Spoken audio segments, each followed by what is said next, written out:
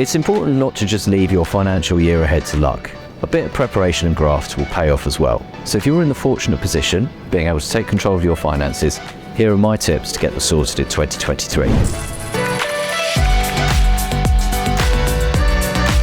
Mortgage rates have risen substantially over the past year, and that's bad news for homeowners at risk of being caught out and having to move on to higher rates than they expected. Those on fixed rates are protected for now, but those deals will end at some point and they risk remortgaging onto much higher rates than they expected. Even if you have a fixed rate that isn't up for renewal for another year or so, it's important to check how much you'd end up paying. You can use our calculator at thisismoney.co.uk/mortgages to see how much you'd pay for a new mortgage now.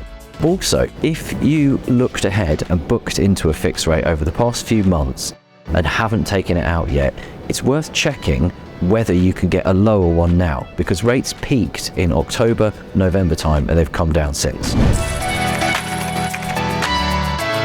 The savings rates have improved dramatically over the past year, with the gains mainly coming since last summer.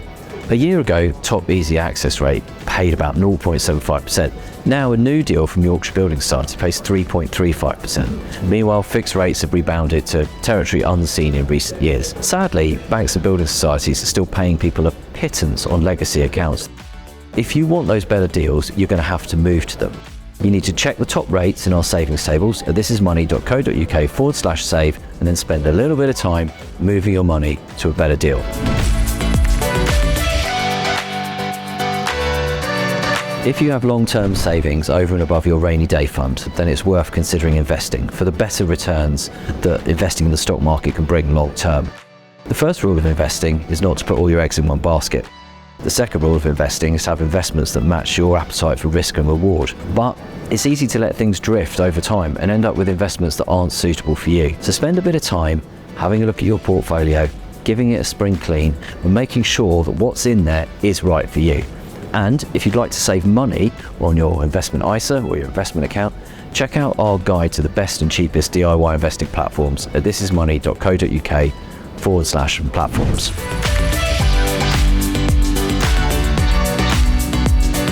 Human behaviour is such that we tend to deal with things in chunks and we don't think about the bigger picture. We spend our time worrying about what's en route rather than the destination we're trying to get to. That's something that many of us do with our finances. We live busy lives, we focus on the stuff that we can do at any moment in time. But if you recognise that that's the kind of thing that you do, why not use 2023 to give yourself a bit of a financial plan for the year ahead?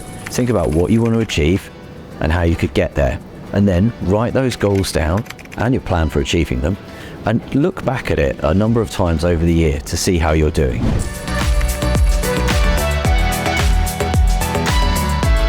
If you have outstanding credit card debt that you're paying off, personal loans, or even car finance, it's worth checking if you can switch or clear it at a lower rate.